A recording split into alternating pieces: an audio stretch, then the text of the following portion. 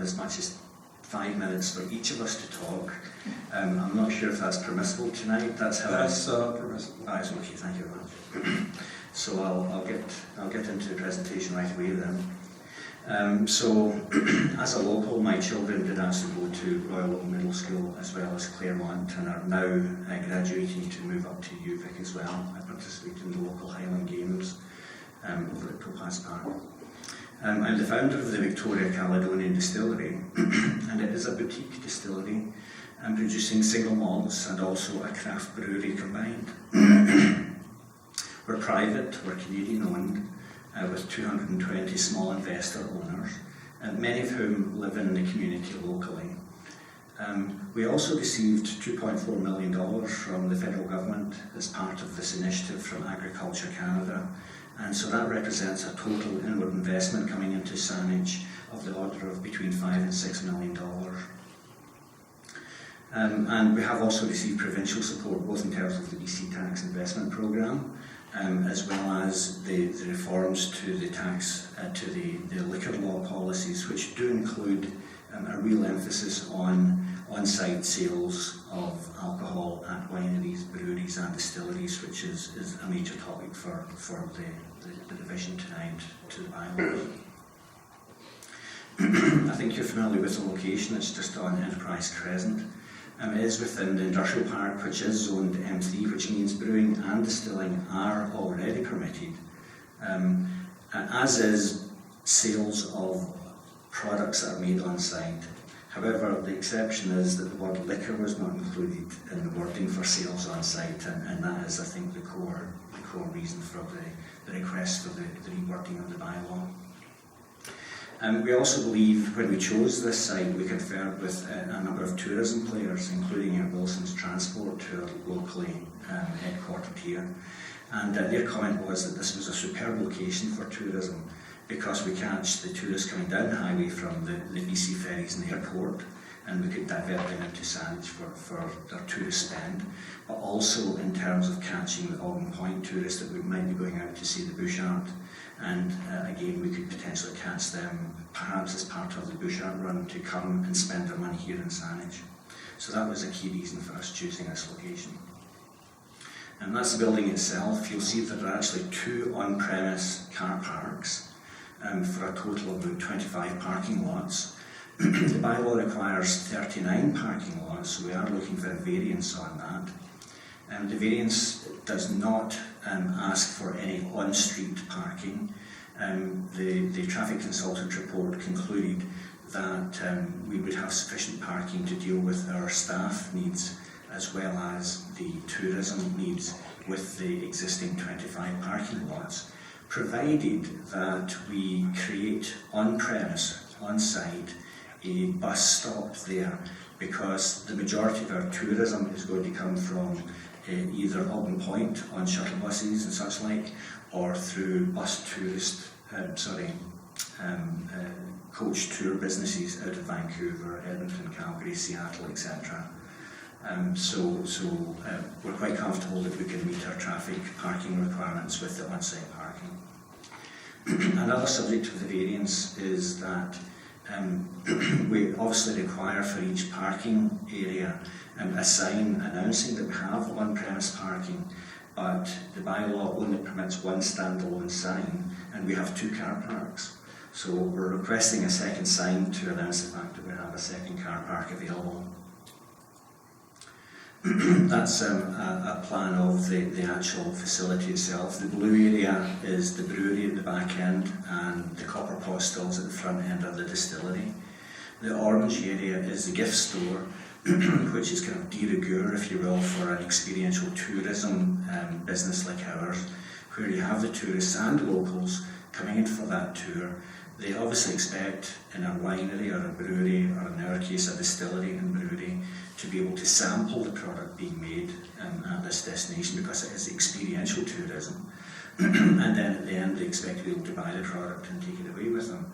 And so that sampling, the on-site assembly of people, the sampling of the product and buying the product to take home is subject to the rezoning bylaw, with the addition of the word liquor to the bylaw.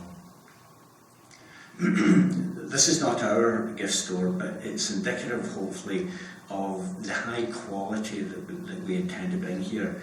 Single malt whisky is a premium whisky. Retails between $85 and $300 a bottle. It's not a whisky for shooting. It's a connoisseur's whisky, and as a result, the associated retail end of that tends to be a premium offering, as opposed to, if you excuse my wording, the trinkets and trash that you often see on Government Street downtown.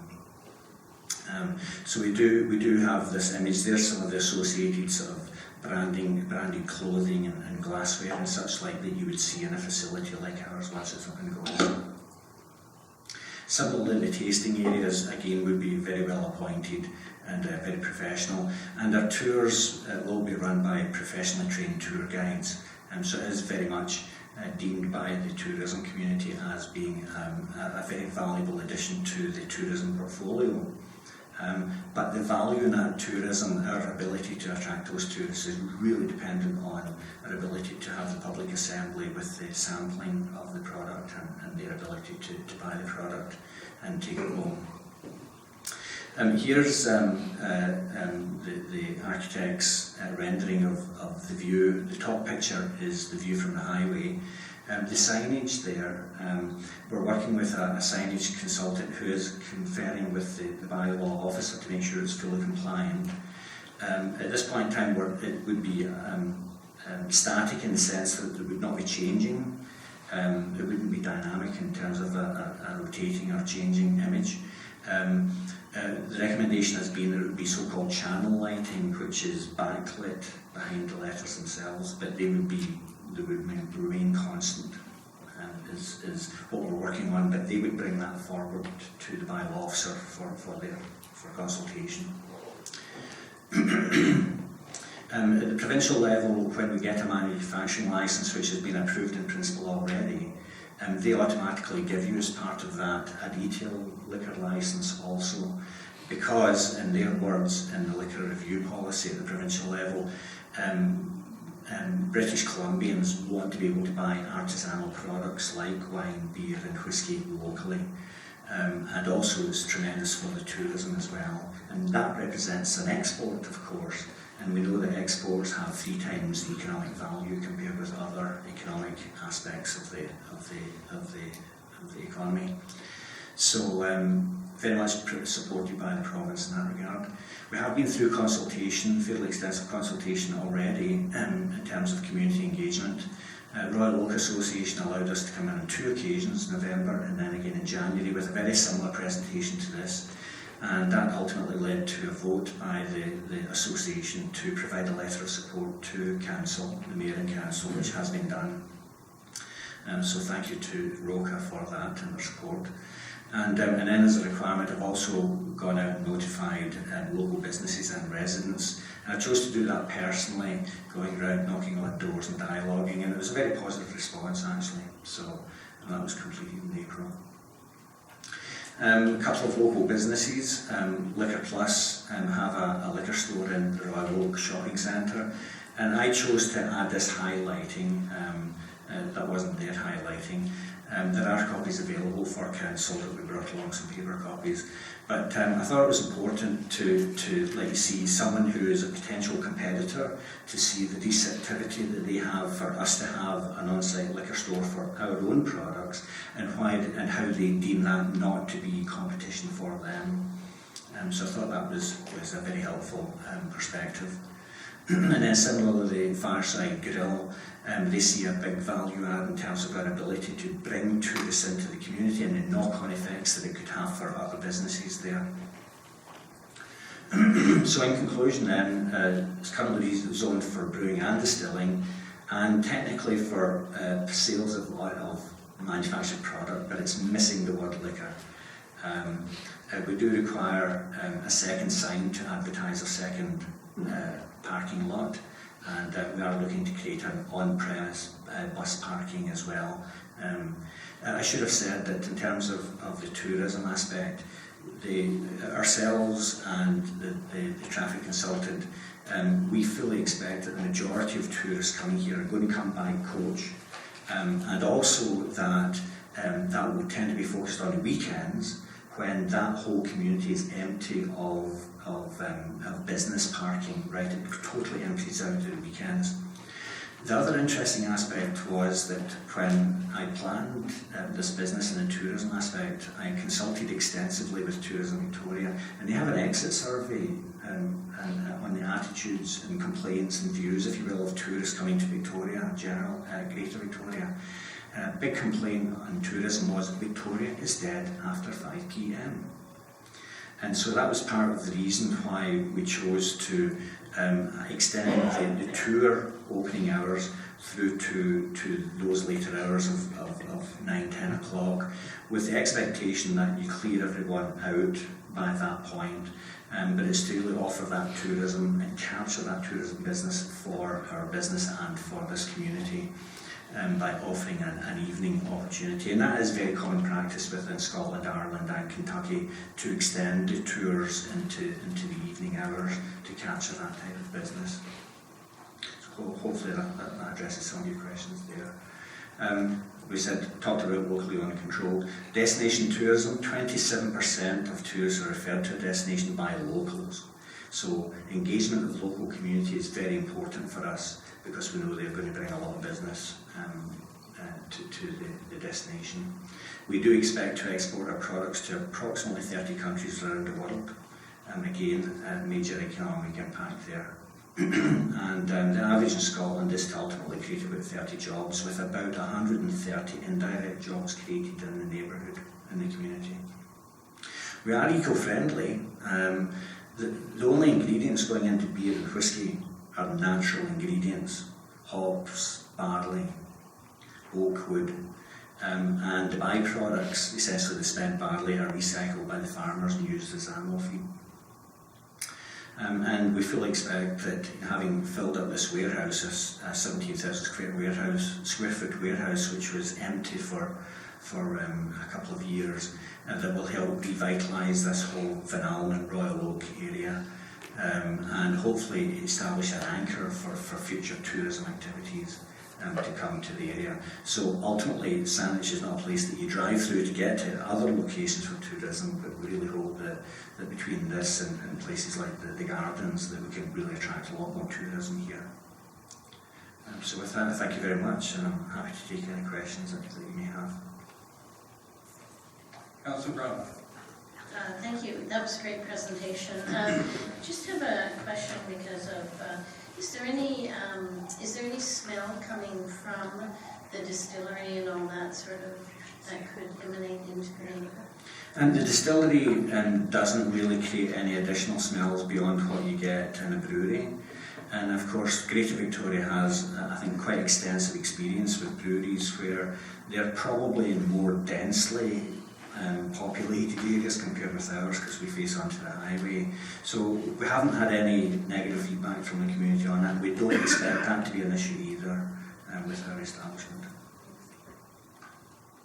Councillor Haynes. So, Dr. Mangaloni, thank you very much for this presentation. And I'd like to preface this evening by thanking you for coming to Saanich. I know you looked at several other municipalities, and also realised that there was considerable time pressure on you in terms of getting your operation to a certain stage where you receive the government monies. So I would like to thank Saanich staff for enabling that process, and Saanich Council for endorsing this enterprise coming to Saanich in the early days. Here we are now at the Committee of the Whole about to consider the public hearing process. But credit to you and your team for selecting Saanich and bringing this opportunity. Just in terms of reflection, as you talk about tourism, we have a couple of areas in Saanich, Swan Lake Christmas Hill, Nature Sanctuary, the Centre for Horticulture. These are tourist destinations in the embryonic state. So if you would make a note of that with your team, because in terms of having people stop in Saanich, I could see a visit to the distillery, a visit to the gardens, it all becomes a Saanich-centred place. I was talking to the owners of Howard Johnson, and sadly, as you know, Brian Martin passed, otherwise I believe we would have had a letter there, because he was also looking at that opportunity to help his business in the Howard Johnson Hotel. So with those small remarks, I'd just like to thank you for coming to Saanich. Thank you. Councillor Plant. Thank you, Chair Dermott. I'll just ask some questions through you to the applicant, and thank you for coming tonight. Just for clarification, you will only be selling your own product and merchandise with your own logos on it, is that accurate? Yes, that's correct. So anything that is deemed to have been manufactured by us is, in terms of alcohol, is what we can sell on premise. And then, typical with any Scottish, Irish or Kentucky offerings, you'll have your glassware or your clothes that will be branded. Or you might have something, like soap or jam that has some whiskey or barley byproducts, but they've all got an association, or whiskey books or beer books. Yeah. But you won't be selling just regular beer, wine, etc.? That's correct, and I think that's a terribly important aspect, which really makes us non-competitive with local licensed establishments. That it's only our products. So if someone wants wine, they're going to have to go to the local liquor stores to pick that up, or vodka or gin or whatever. Thank you. I have 4 questions, Chair Dermott. If I'm going to continue, please. I appreciate you supplying the letters, and I would appreciate seeing a copy. What is noticeably absent, though, is your nearest neighbor regarding alcohol, which is the Bird of Paradise beer and wine store and the restaurant or pub upstairs. Are they not supportive? There doesn't seem to be you didn't reference a letter tonight.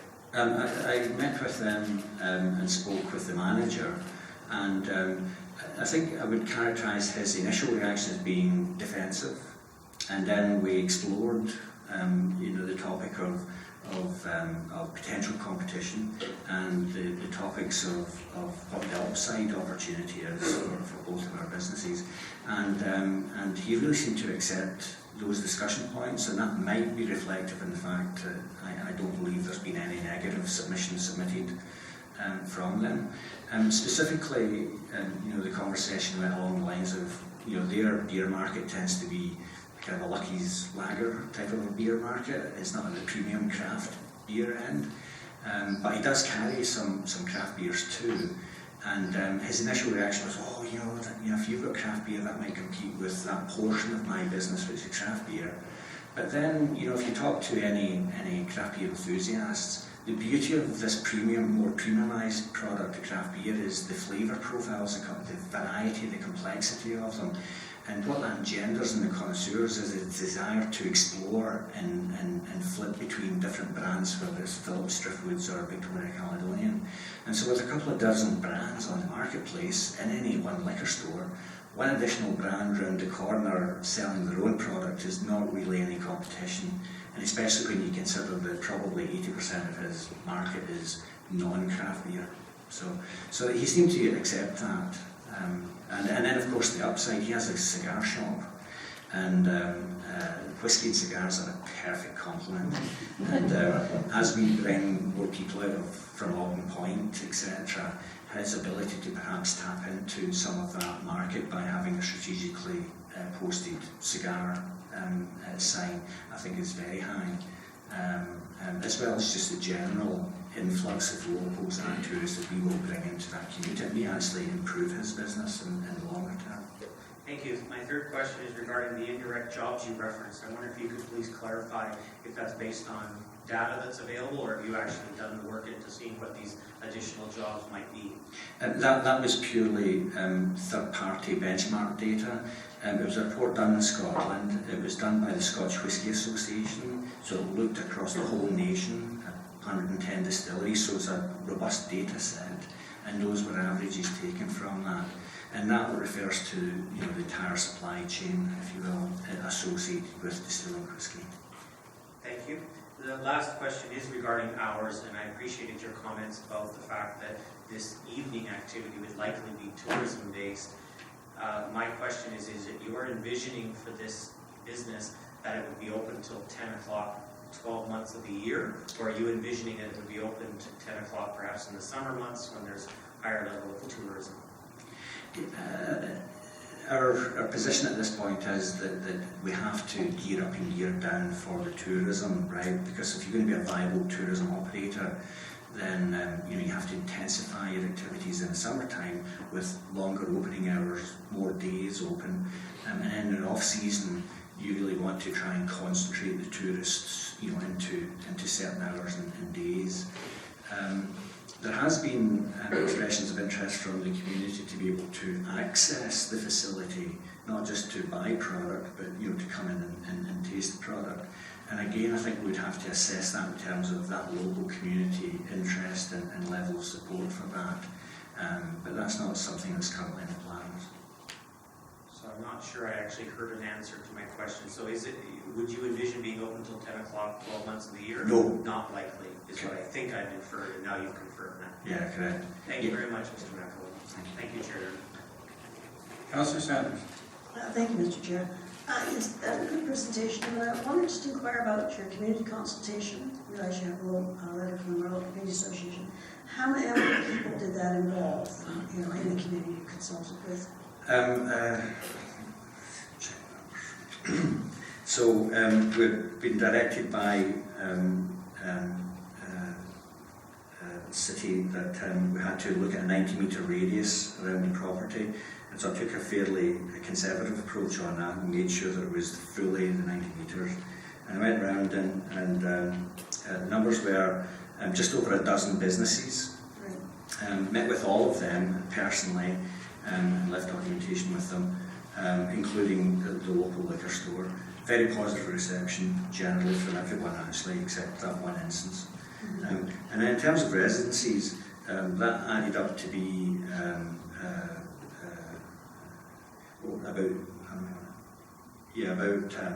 approximately about 60 residencies, because on one side you've got the highway, and then the other side it's just over Glanford, and then you run out of your 90 metres. And again, it was a very, very positive response from the members there. Basically, I talked face to face with 2/3 of the doors that are knocked on, and then I made sure that we left the documentation with the other 1/3. It was a very positive agenda. And during this discussions, did you speak to them about this desire to reopen and be able to come in and taste the product? Yes, I did. In fact,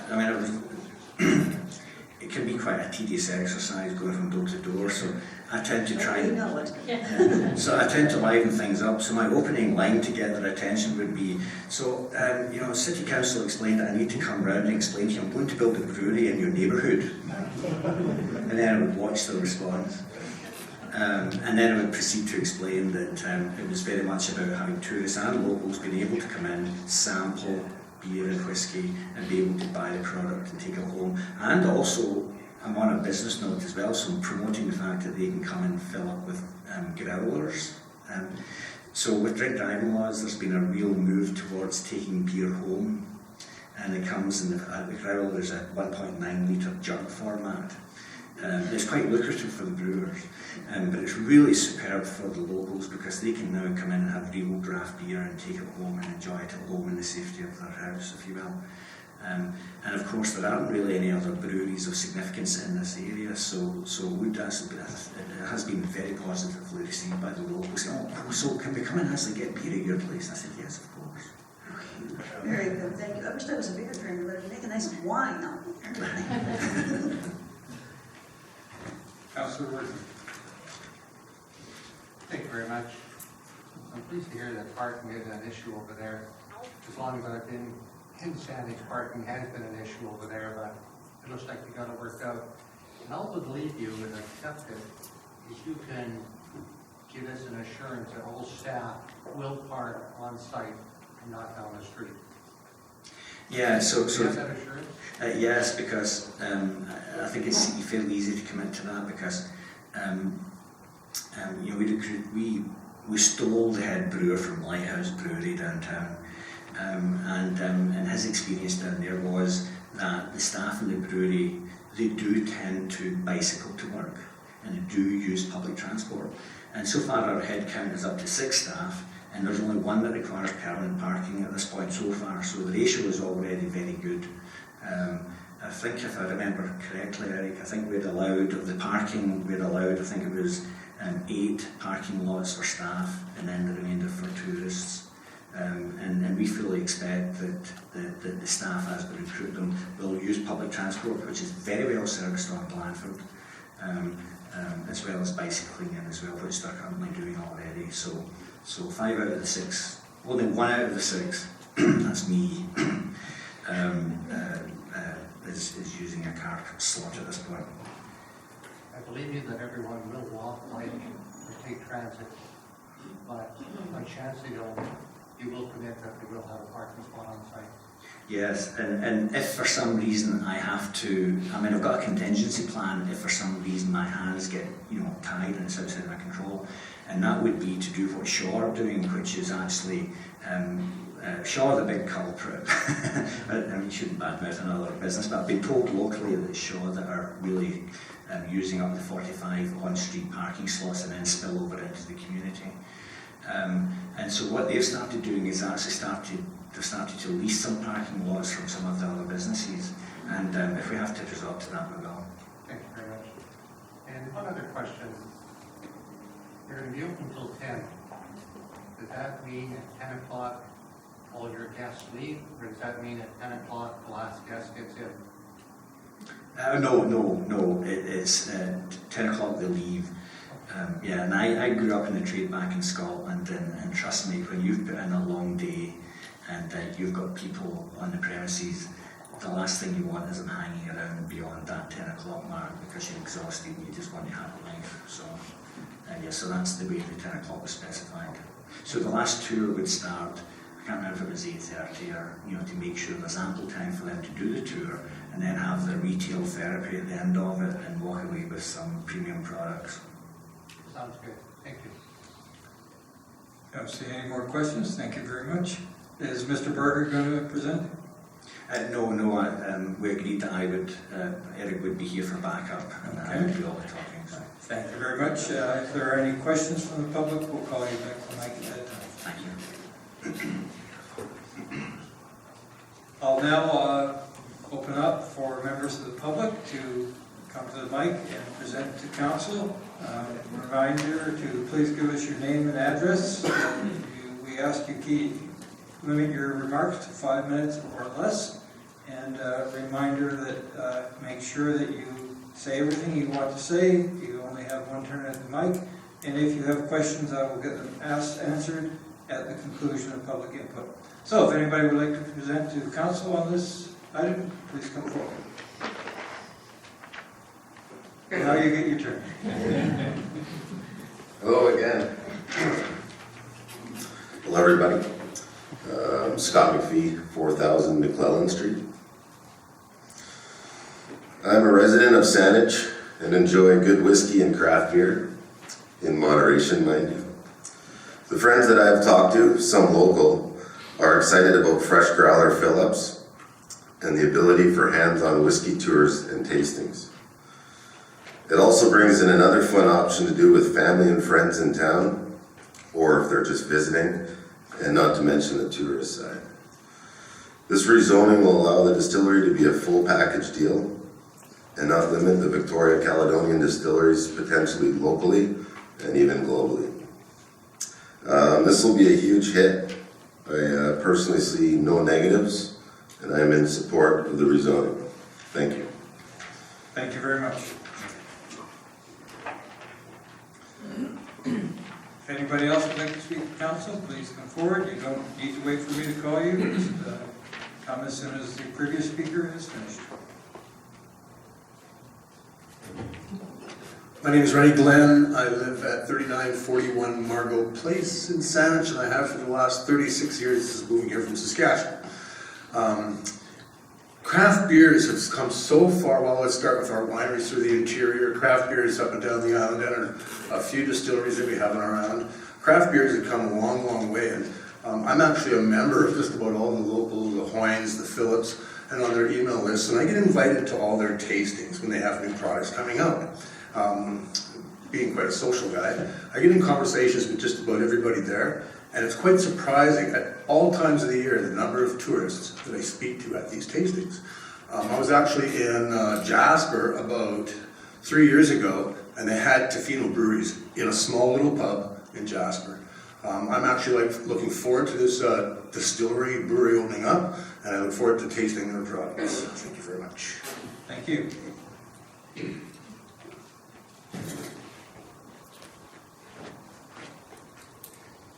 Hello, I'm Randy Evans. I live on Prospect Lake, 105 Esteline Road. been there about 35 years. And I'm also a member of the Canadian Scottish Regiment, an officer on the Bay Street Armories. And we currently have about 105 different whiskeys in the mess. And we have a number of organizations come use the mess for whiskey tasting, a number of clubs. And I think it's a burgeoning organization of these whiskey tasting organizations. So I am firmly in support of this endeavor. I think it is what Victoria needs, and I think it'll be very successful. Thank you. Thank you.